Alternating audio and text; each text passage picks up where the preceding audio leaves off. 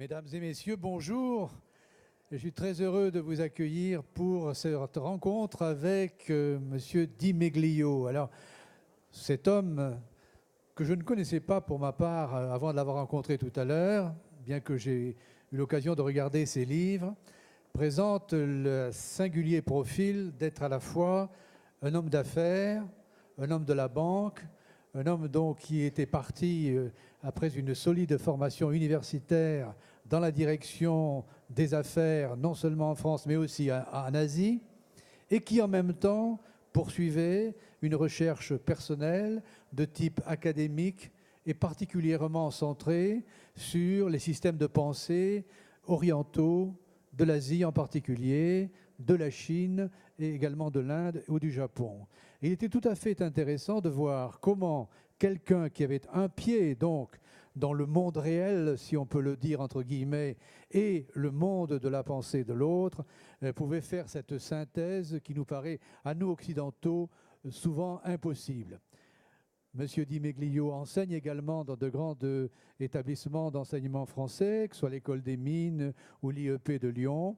Et je pense que nous aurons plaisir à découvrir dans sa conversation les ressources qu'apporte la fréquentation du monde de l'Asie. Monsieur Di Meglio.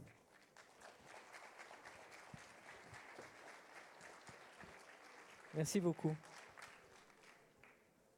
Alors, j'ai commencé à vous présenter, vous avez vu, vous avez entendu, sous cette double étiquette donc des affaires et de la pensée, comment quelque chose qui est souvent jugé incompatible dans notre sphère occidentale vous paraît au fond aussi simple à gérer dans le monde de l'Asie. Finalement, en vous entendant à l'instant même, je viens de penser à quelque chose qui n'est absolument pas asiatique, et ensuite on reviendra sur l'Asie, parce que vous m'avez présenté très gentiment par ailleurs comme quelqu'un de la banque qui a poursuivi aussi de la recherche en termes de pensée orientale. Et j'avais envie de vous dire, l'argent ne fait pas le bonheur, puisqu'on est ici pour parler du bonheur. Et donc c'est à la fois vrai. Donc c'est une quête qui est née d'un manque. Alors la quête est née d'un manque, mais avant la banque.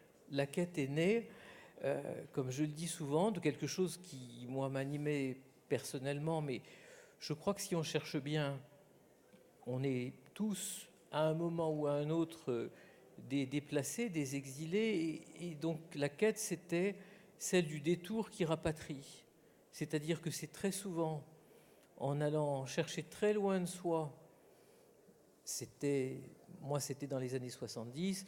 Dans les années 60, vous aviez des Américains, des Européens qui partaient à Katmandou. Moi, je ne suis pas parti à Katmandou, je suis parti dans le Pékin qui succédait à la révolution culturelle. Donc, pour aller retrouver ses racines, c'était improbable. C'est-à-dire un pays, un empire, une histoire qui faisait table rase. Qui faisait table rase. Et violemment. Comme on disait dans Uburois, je suis parti à Pékin, c'est-à-dire nulle part. Parce que 79 à Pékin, eh bien effectivement, il fallait soit tout redécouvrir, soit tout reconstruire, mais je ne savais absolument pas où j'allais mettre les pieds. Et en fait, c'est redevenu un enracinement qui permet de revenir chez soi aussi. Parce que cet aller-retour est constructif, et cet aller-retour permet de comprendre un certain nombre de choses. Encore plus aujourd'hui, parce qu'aujourd'hui, la Chine, c'est nous finalement, parce que la Chine, elle est présente partout. Et mais vous arriviez en Chine avec des connaissances préalables, avec ayant réfléchi, lu, etc. Ou bien c'était un monde entier à découvrir et une pensée entière à découvrir? C'est il y a très longtemps, donc beaucoup de personnes dans la salle ne peuvent pas avoir de représentation. En 79, on ne savait rien de ce qui se passait là-bas. On interprétait. Quand à la télévision, vous aviez des images de la Chine, vous aviez une image fixe, comme vous en avez aujourd'hui pour Pyongyang. Donc il faut se représenter Pékin en 79, un peu comme Pyongyang aujourd'hui. Donc le type qui part à Pékin, c'est pas une quête du bonheur, c'est une quête en fait de l'impénétrable. On pourrait parler de Ségalen, si vous voulez. Ségalen, c'est René Leys. Ségalen, c'est un auteur français du XXe siècle qui est parti lui aussi sans savoir ce qu'il allait trouver. Oui, et Marco Polo avant lui, etc. Enfin bon. Et Ségalen invente le personnage de celui qui va là où personne ne peut aller, c'est-à-dire la cité interdite du début du XXe siècle, quand il y a encore un empereur de Chine. Mais à Pékin, c'était un peu ça. Alors, je vais prendre le problème un petit peu par un autre biais. Au fond, puisque notre sujet et la question qui nous amène ici est celle du bonheur, la question du bonheur. Si je vous dis qu'en Occident, la structuration de la question du bonheur a toujours été pensée dans une forme de dualité, où on avait en quelque sorte, si on était dans la période chrétienne ou ancienne, ou même platonicienne, on avait le bonheur dans un au-delà, et puis la souffrance ici-bas, et le salut quelquefois au-delà, et quelles que soient ensuite les formulations dans lesquelles le bonheur en Occident s'est formulé, il est resté quand même frappé par cette dichotomie. Est-ce que, en arrivant en Asie, et sous cet angle du bonheur, vous avez trouvé le même dispositif mental? Tout à fait différent.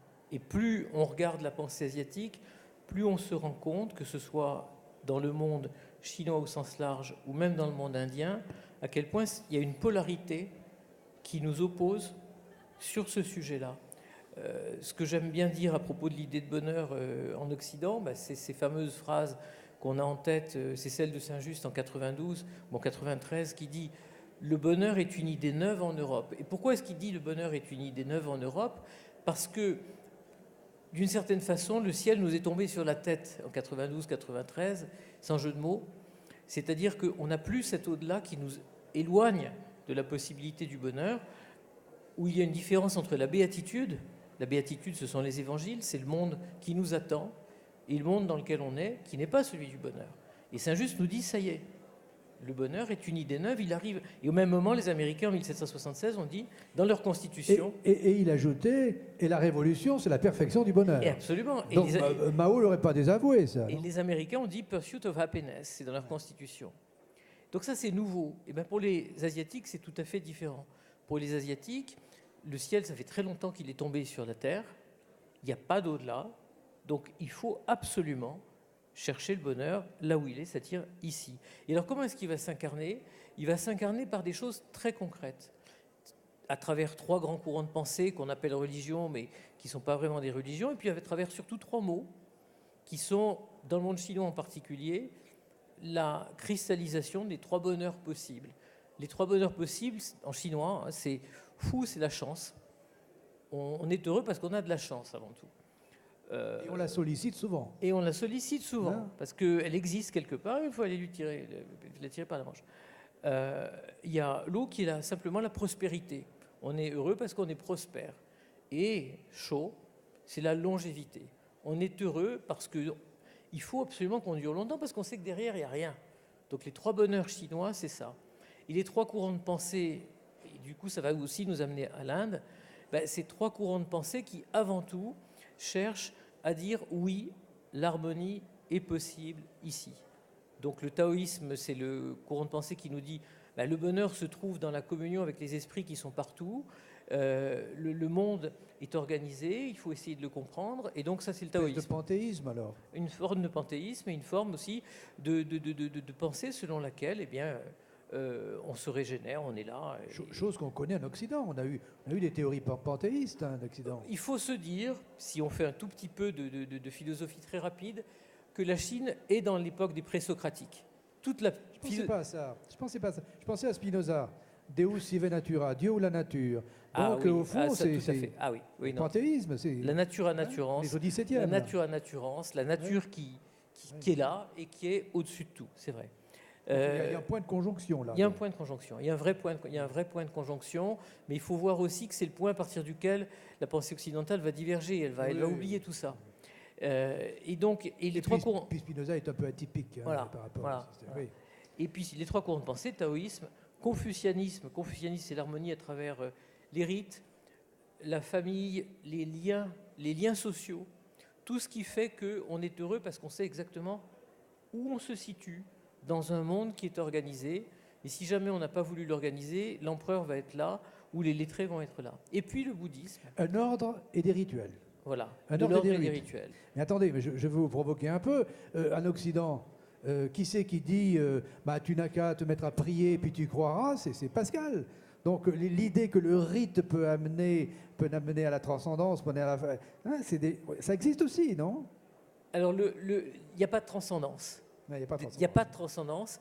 Et le rite, en fait, c'est, si on pouvait faire une comparaison, c'est un peu, c'est le rite quotidien du moine qui va faire les mêmes gestes, et on ne sait plus s'il fait les mêmes gestes pour accéder au spirituel ou s'il fait les mêmes gestes parce qu'effectivement c'est une ascèse et c'est cette ascèse qui va le remettre dans l'harmonie. Et il y a cette ascèse dans le monde asiatique aussi. Et en même temps, nous, quand on observe les Asiatiques avec leur comportement, y compris tous ceux qui font tourner les moulins à prière, ça nous paraît quand même un peu mécanique. Et quand je dis mécanique, on voit même dans certaines rivières, dans le Haut-Tibet ou ailleurs, la rivière elle-même qui fait tourner le rouleau à prière, comme ça on n'a pas besoin de le faire tourner. Il tourne tout seul. Le tout, c'est qu'elle tourne. Ouais. Et pourquoi est-ce qu'elle tourne? Parce qu'effectivement, c'est une image du monde qui tourne aussi. Et donc, le tout, c'est bien de montrer qu'on est en continuité avec ce monde. Il y a du mouvement. Ouais, ce qui est essentiel là dans le bouddhisme, et justement, on arrive au troisième grand courant, c'est le bouddhisme. Dans le bouddhisme, tout ce qui est essentiel, c'est qu'il faut que ça tourne. Il faut qu'il y ait de la régénération. Cette régénération, on ne sait pas trop dans quel sens elle va aller. La roue tourne. C'est le mot d'ordre du. C'est les réincarnations. Mais en même temps, quand vous dites que la roue tourne, vous voyez à quel point on est loin de chez nous. Parce que nous, on a une direction. Si on n'a pas une direction, si on est dans le circulaire, on est mal. On est malheureux. Alors qu'au contraire, il y a une espèce de bonheur de la répétition, de la rotation. L'éternel retour. Eh ben oui, voilà, on est tout à fait. Oui, mais dans le bouddhisme, il y a quand même autre chose peut-être. Il y a cette idée de la réincarnation jusqu'à l'extinction. Jusqu'à l'extinction. Hein, du vouloir vivre, jusqu'à la dissolution, dans le grand tout. D'une certaine façon, c'est là qu'il y a un grand mystère pour nous. Il faut quand même qu'on bute sur ce mystère asiatique. C'est-à-dire qu'à un moment, que ce soit dans le taoïsme ou dans le bouddhisme, finalement, le bonheur suprême, c'est que tout s'arrête. Et est-ce que le bonheur suprême, dans le droit fil de ce que vous venez de dire, ça n'est pas finalement d'accepter? Et le bonheur suprême, c'est probablement d'accepter. Il y a une énorme force, effectivement, que nous, on a découvert très très tard dans nos philosophies occidentales, qui est la liberté de consentement. L'amour fati. Absolument. L'amour fati. Absolument. Hein? Absolument. Donc on n'est pas si loin quand même. Eh bien oui, écoutez, en vous écoutant, c'est ce que je me dis. Mais il y a quand même une construction qui au départ est très différente. Est-ce qu'on n'est pas en train de découvrir que, au fond, on avait coupé des catégories Asie, Occident, etc., que si on approfondit un peu, on se rend compte qu'il y a aussi une très grande continuité entre les pensées orientales et les pensées de l'Occident, qui au fond même chronologiquement fonctionnent.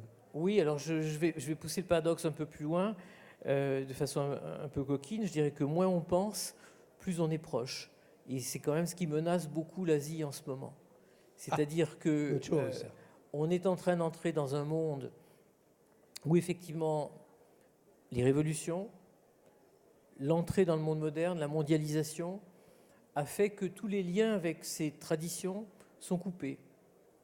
C'est ce qui nous est arrivé aussi. Hein. C'est un peu un phénomène de Movida en Espagne, dans tous ces pays méditerranéens qui ont évolué de façon très rapide.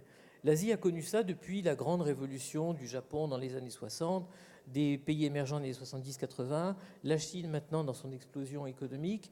L'Inde reste une exception. L'Inde garde ses traditions. Et s'il y a vraiment un pays qui donne cette impression de profonde humanité et même d'harmonie à travers les difficultés, c'est probablement l'Inde. Mais pour revenir à ces ruptures et cette abolition des savoirs et des traditions qui nous rapprochent d'une certaine façon de l'Asie, je pense que du côté de l'Asie orientale, on est tout à fait là, avec les problèmes que ça pose. Et moi, la grande question que j'avais envie de poser à propos du bonheur en Asie, c'est qu'ils ont probablement inventé le bonheur avant nous, mais ils sont peut-être en train de l'oublier beaucoup plus vite que nous. Et la question que je pose, c'est est-ce qu'on peut encore être heureux en Asie aujourd'hui? C'est un monde très dur. J'ai envie de vous reposer la question sous une autre forme.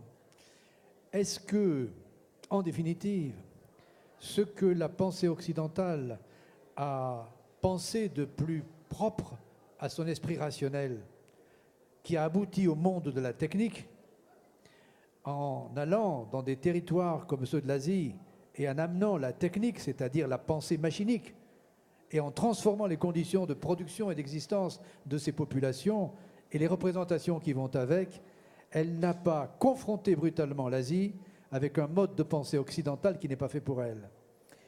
Alors, si un Asiatique nous entendait, effectivement, il serait forcément très choqué, parce qu'il nous dirait que, bon, on a inventé des choses, mais ils en ont inventé aussi. Le marxisme-léninisme, c'est un truc occidental. Mao l'impose, mais il l'impose comment? avec combien de morts, si j'ose dire? Il le transforme, il va l'adapter, Quand même le maximalisme. il le fait revenir par les campagnes. Mais alors, pour le coup, ça donne une force absolument extraordinaire à la Chine contemporaine, avant de parler des autres mondes chinois, parce que c'est la Chine continentale, ça n'existe pas dans les autres parties du monde chinois. La force extraordinaire, c'est ce mélange des deux pensées. Mao a tout fait pour évacuer cette tradition dont on parlait tout à l'heure, le confucianisme, le bouddhisme. Est-ce qu'il voulait le bonheur du peuple, Mao? En tout cas, il l'a toujours dit. Mais écoutez, on a réécrit l'histoire. On vous dit qu'effectivement, aujourd'hui, le peuple chinois est forcément beaucoup plus heureux qu'à l'époque où la Chine était divisée, à l'époque où elle était colonisée, à l'époque où elle était pauvre. Je pense que, d'une certaine façon, il avait une espèce de représentation de sa mission. Je pense qu'au quotidien, il n'était absolument pas obsédé par le bonheur de son peuple. Je pense qu'il en était très très loin, parce que c'est quand même très difficile de faire le bonheur du peuple quand vous tuez des dizaines de millions de personnes. Et est-ce que la question du bonheur n'est pas un privilège de pensée pour peuples civilisés, ou en tout cas qui ont réglé la question de la survie? Non, non, parce que il y a le bonheur d'une société, il y a le bonheur qui vient d'une certaine façon de la structure économique, c'est ce à quoi vous faites allusion, mais il y a aussi le bonheur intérieur. Et là, on revient quand même dans les pensées asiatiques, c'est-à-dire qu'il y a le bonheur au sens où nous, on nous dit la France est heureuse, la France est malheureuse, l'indice de bonheur d'un pays, c'est important, mais dans les pensées asiatiques, quelle que soit la dureté des temps, l'idée du bonheur, ou de ces formes du bonheur dont on a parlé tout à l'heure, existe parce que quoi qu'il arrive dans l'histoire, quoi qu'il arrive dans votre vie personnelle, dans votre niveau de richesse, vous avez la capacité, y compris d'ailleurs en allant vous isoler dans un monastère ou dans votre petit jardin de mandarin, où vous allez reconstruire une espèce de microcosme, vous regardez ça et vous reconstituez de l'intérieur une forme de bonheur. Dites-moi, là vous définissez un mode de vie que moi, je n'ai pas observé du tout quand j'étais en Chine. Est-ce que vous n'êtes pas en train de nous dire qu'il y aurait que la possibilité d'avoir des jardins secrets, des choses comme ça, dans un pays qui a tout collectivisé, tout organisé, tout éradiqué? Où sont ces espaces de bonheur possible? Même les jardins chinois sont devenus des endroits aujourd'hui d'exploitation touristique et non plus de jouissance individuelle. Quel sens ça a, l'aspect individuel de la société collectiviste? Ce sens s'est perdu. Ce sens s'est perdu. En même temps, il n'y a pas que la Chine. La Chine sait que dans un coin de son inconscient, dans un très grand refoulé de son histoire, ce dont on vient de parler existe. Une des grandes chances de la Chine, c'est, si on peut dire, d'être assise sur cet acquis, même si elle l'a mis de côté, parce que cet acquis, il perdure. Il est maintenu dans d'autres endroits de l'Asie, dans des cultures qui ne sont pas si éloignées de la Chine. Au Japon, on a fait, quoi qu'en disent les Japonais, on a fait des emprunts à la pensée chinoise. Et puis, il y a ce petit paradis oublié, inconnu, souvent en France, qui s'appelle Taïwan, où on est en Chine, où on n'a pas connu la révolution culturelle, et où les petits jardins dont vous parlez existent partout. Et la religion? La religion, la pratique religieuse, elle a disparu aussi. Enfin, bouddhisme. Il y a plus de chrétiens en Chine aujourd'hui que de membres du Parti communiste. Oui, il y a 80 millions de membres du Parti communiste. Comment on le mesure ça? Comment on le mesure, c'est pas facile. C'est un peu un chiffre, sinon de propagande, en tout cas triomphaliste. Surtout des évangélistes, d'ailleurs, quand je parle de chrétiens, je ne parle pas de catholiques. Mais ce que je cherche à dire ici... Attendez, c'est la conséquence comment dirais-je, de l'empire colonial et de la présence des jésuites en Chine. Non, pas du tout. Le phénomène de rechristianisation de la Chine a entre 10 et 15 ans, c'est-à-dire qu'il est resté un tout petit noyau de catholiques enfouis, souterrains, dissidents, mais ce n'est pas ceux qui sont en train de réévangéliser la Chine. Ceux qui réévangélisent la Chine, c'est ceux qui importent et qui impriment des Bibles en Chine. Et qu'est-ce qu'on est en train de dire là?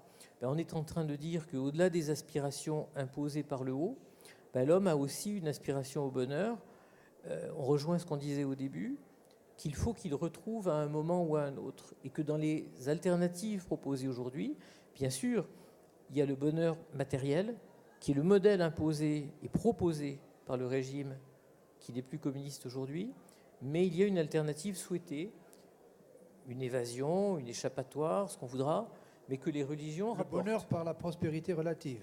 Voilà.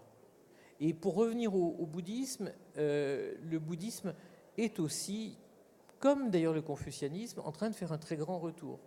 Alors le confucianisme de façon très étonnante, c'est-à-dire qu'il y a des écoles privées en Chine qui étudient, comme à l'époque des mandarins, dans une espèce de retour absolument incroyable, les textes confucéens comme on le faisait autrefois, de façon parfois un peu disciplinaire, dure, en tapant sur la tête. Enseignement officiel ou enseignement confidentiel? Complètement confidentiel. Confidentiel, mais on est tout de suite à l'échelle de millions de personnes. Toléré. Voilà. Connu et toléré. Voilà. Et le bouddhisme, comme ça a été parfois le cas dans certaines périodes de l'histoire chinoise, est vu, non pas le bouddhisme tibétain, mais le bouddhisme, disons, national, qui n'est pas tibétain, est vu comme une possibilité de faire réadhérer la population aussi à tout ce qui est en train de se passer du point de vue politique. Donc il y a un retour du religieux. Oui, mais vous dites pas tibétain. Et ce pas tibétain en dit long. Parce que précisément, tibétain, là, on a une théocratie. Enfin, on avait une théocratie, on avait un système qui était entièrement politique et religieux. Or, la volonté, la violence avec laquelle les Chinois éradiquent la culture tibétaine en dit long sur leur rapport à la religion, quand même. Le bouddhisme chinois, y compris le bouddhisme impérial de la dernière dynastie, c'est un bouddhisme tibétain. C'est un bouddhisme du grand véhicule. Les temples bouddhistes sont la plupart du temps des temples tibétains. Grand véhicule, pour peut-être tout le monde ne saisit pas l'expression. Disons, c'est un bouddhisme dans lequel on a le plus grande chance d'être sauvé.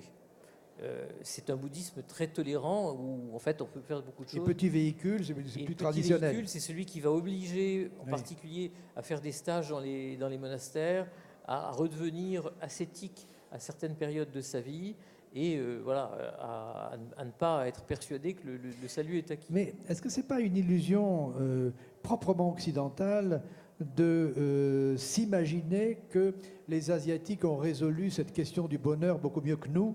Est-ce que nous ne faisons pas une erreur de jugement là? Il y a toujours une illusion d'optique quand les très nombreux Asiatiques qui viennent en Occident nous regardent. Ils ont envie d'être comme nous, ils ont envie de vivre chez nous. Donc ils doivent bien se dire qu'on a inventé quelque chose. Quand nous regardons ce qui est écrit dans la tradition asiatique, et puis quand on voit le regain de choses comme le zen, comme le yoga à nos époques, on voit bien quand même qu'en miroir, il y a la représentation que quelque chose a été inventé qui nous complète et qui vient combler un manque. N'est-ce pas tout simplement un des syncrétismes de la mondialisation, dans un sens comme dans l'autre? En tout cas, il y a certainement la représentation de quelque chose que nous n'avons pas trouvé.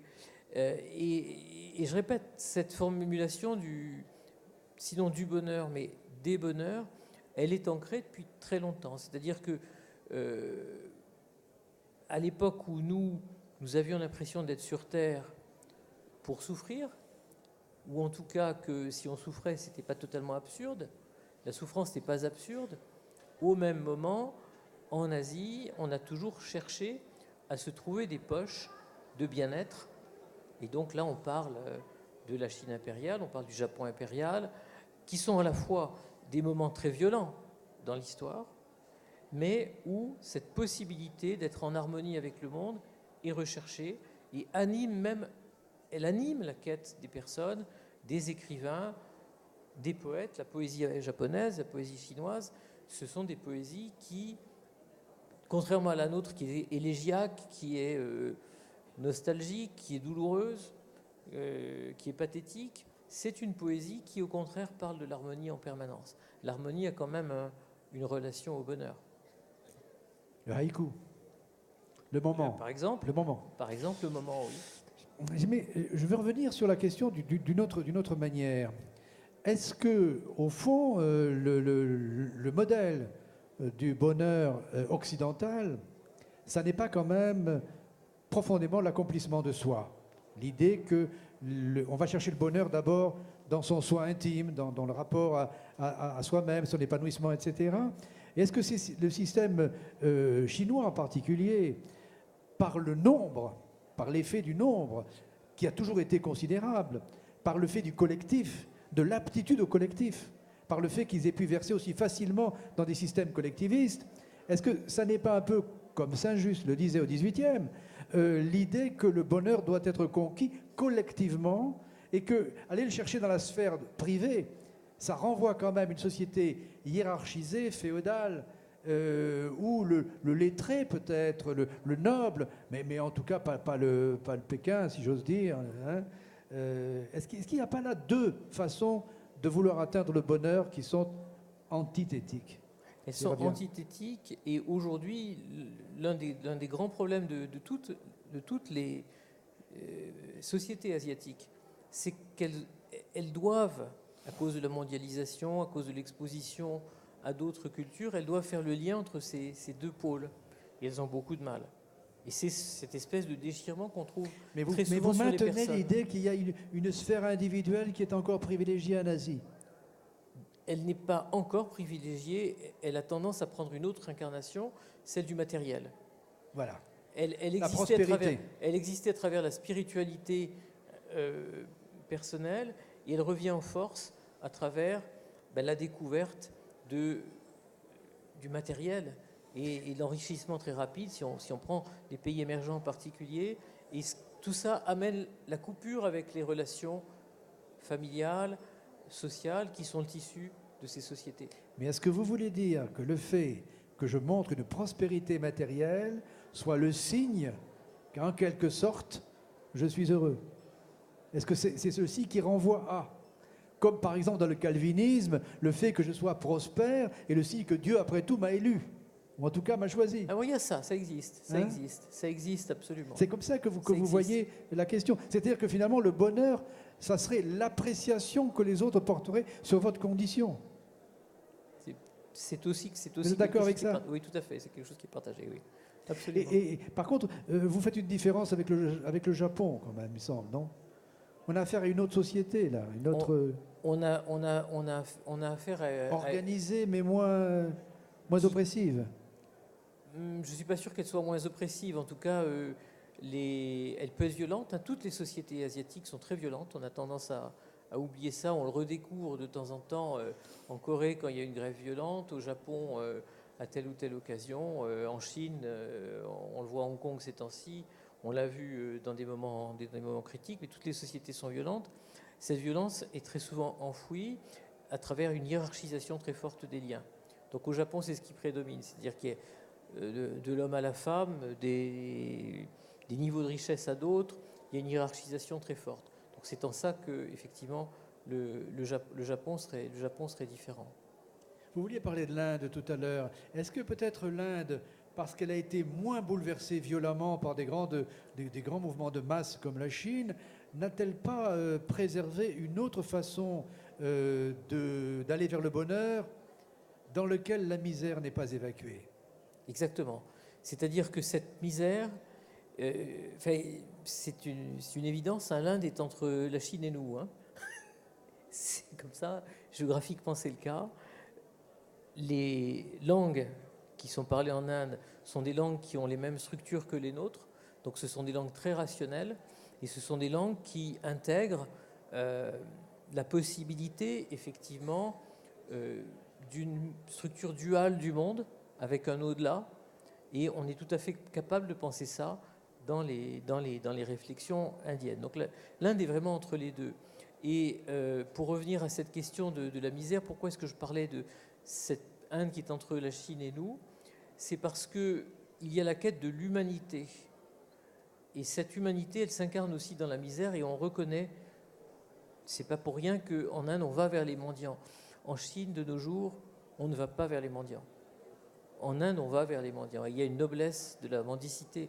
Est-ce que ce n'est pas la prégnance bouddhiste qui est derrière ça? C'est ça, mais il y a aussi cette identification de l'humanité. Où est l'humain? C'est pour ça que je dis que l'Inde est aussi, d'une certaine façon, proche de nous. Ce qui nous anime beaucoup, c'est aussi la quête de l'humain. Où est l'homme parmi nous? Et en Inde, c'est quelque chose de très fort. C'est-à-dire reconnaître l'altérité, reconnaître l'interlocuteur, reconnaître l'homme. Le plus troublant pour nous, c'est finalement d'observer que l'on peut dire heureux en Inde quelqu'un que nous dirions malheureux par notre simple regard. Absolument, absolument. Et il est heureux aussi, probablement, par le regard que portent les autres sur lui. Et puis aussi, par quelque chose que nous avons complètement perdu, parce que nos sociétés sont très établies, c'est le sens de la précarité. C'est-à-dire que la précarité, c'est l'humain. Pourtant, notre religion de référence, si on peut appeler ça comme ça, nous parle de la précarité du passage. Mais dans nos sociétés occidentales, la précarité n'est plus ni une valeur, ni quelque chose qui fait partie de nos vies, ou en tout cas, c'est très marginal. En Inde, c'est au cœur de l'humain. On est de passage, on va être autre chose, et donc on reconnaît bien dans cet autre misérable la parcelle de précarité que nous avons chacun en nous.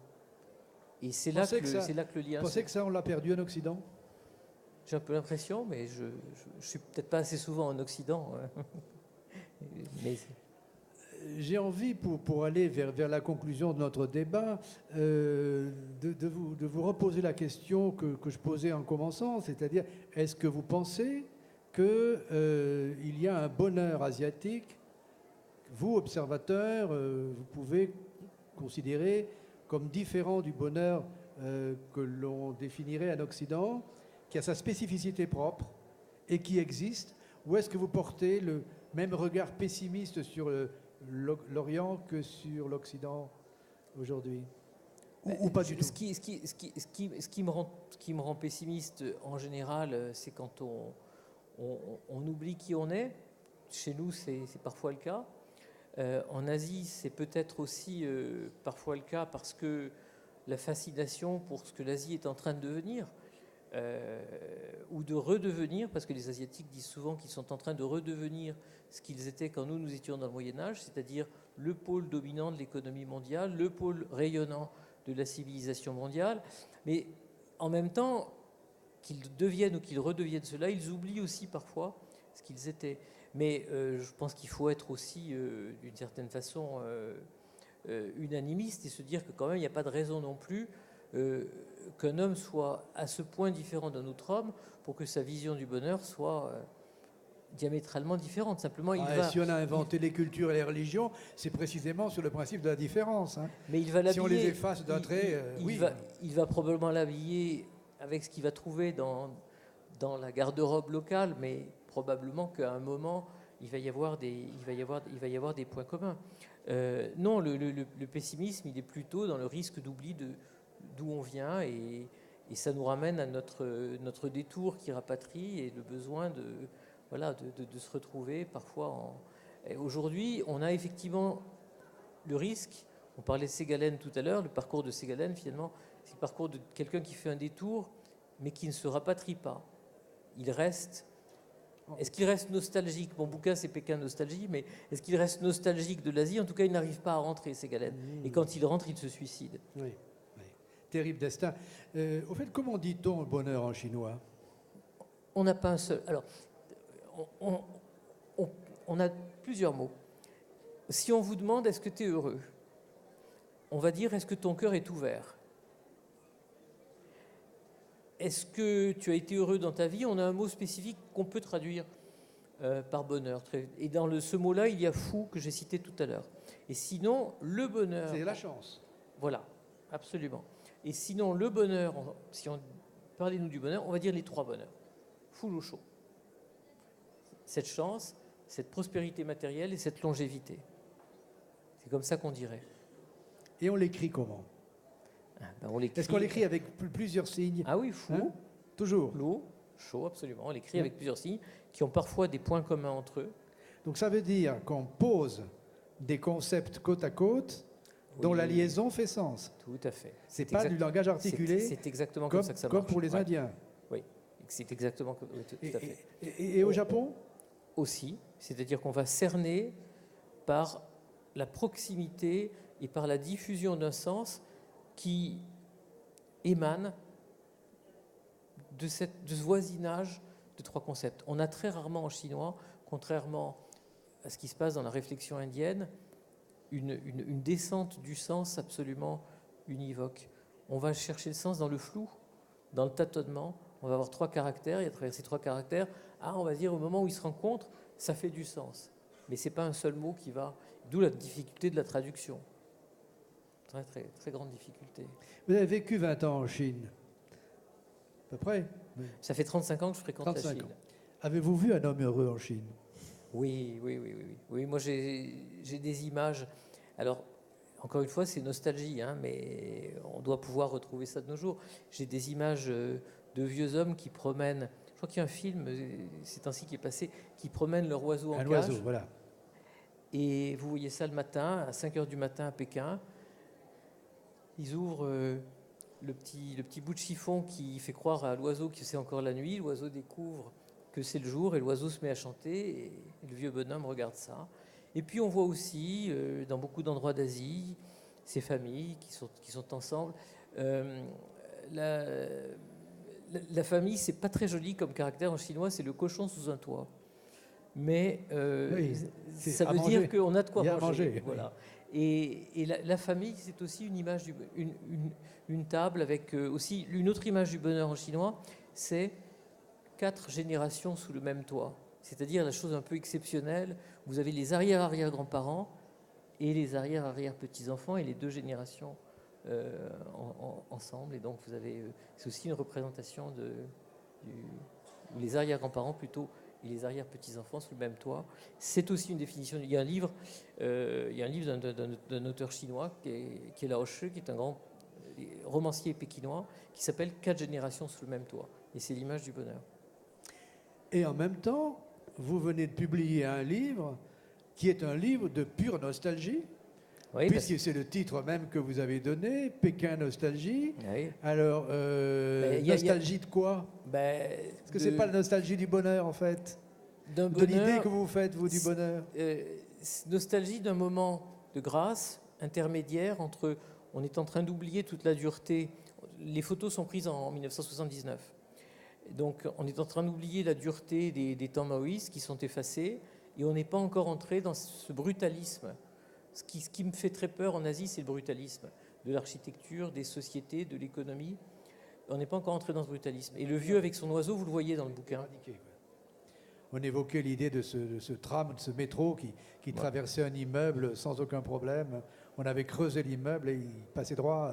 C'est ça que vous appelez la brutalité. Absolument. Ou cette image que tout le monde a vue, où on a vu un quartier qui était en rénovation, et puis une personne qui tenait tête sur un bout de terre avec sa maison en haut, puis qui a fini par être rasée.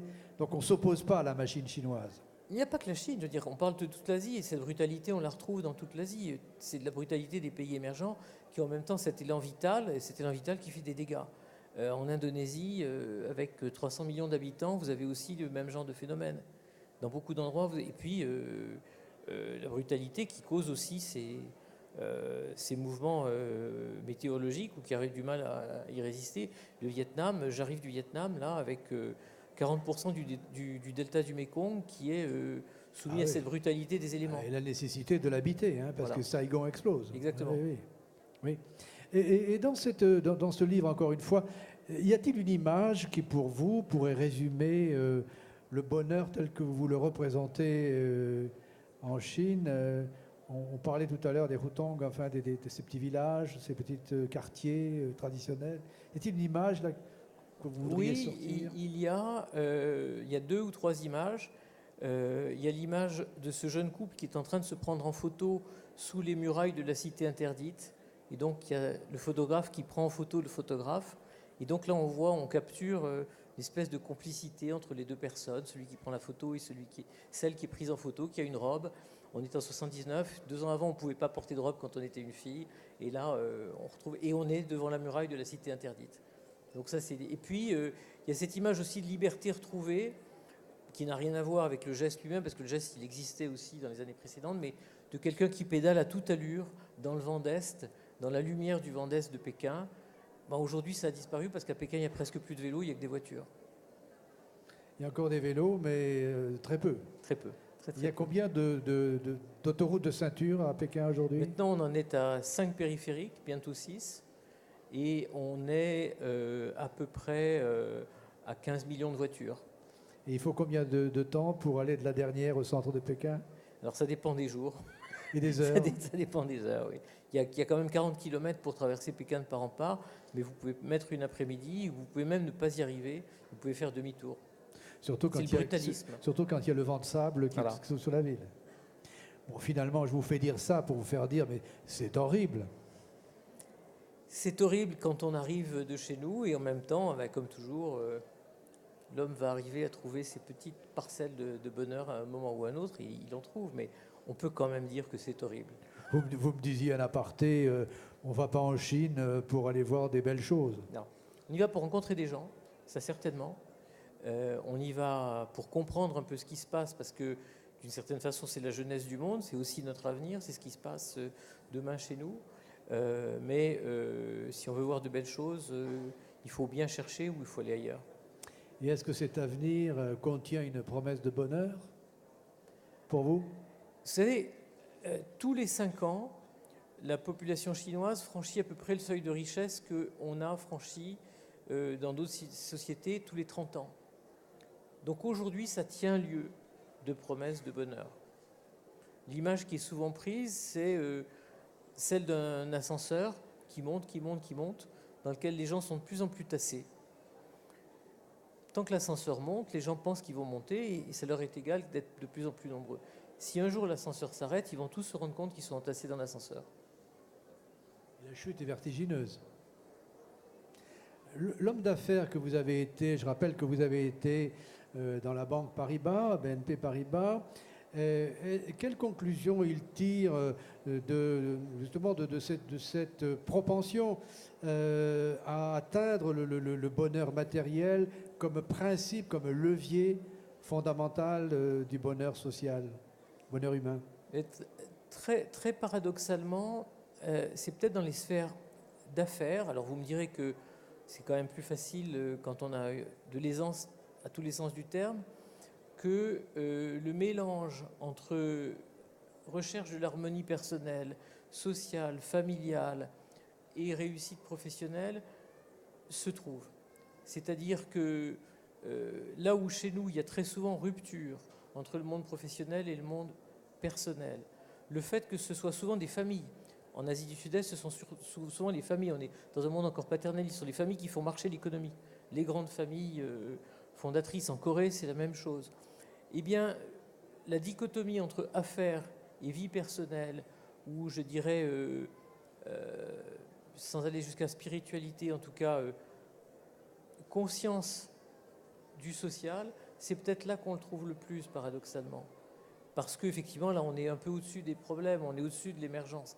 Mais là, on a une expérience qui est tout à fait étonnante, avec une connivence qu'on peut établir avec ce qui étaient mes clients autrefois, que je n'ai jamais eu, avec des clients en Europe, où sont des clients, sont des relations d'affaires. La relation d'affaires, et d'ailleurs c'est au cœur souvent des théories de business en Asie, est fondée sur la relation. On vous dit tu ne feras pas d'affaires avec moi si nous n'avons pas une relation. Il y a un mot chinois qui dit ça. Et c'est vrai que c'est assez structurant.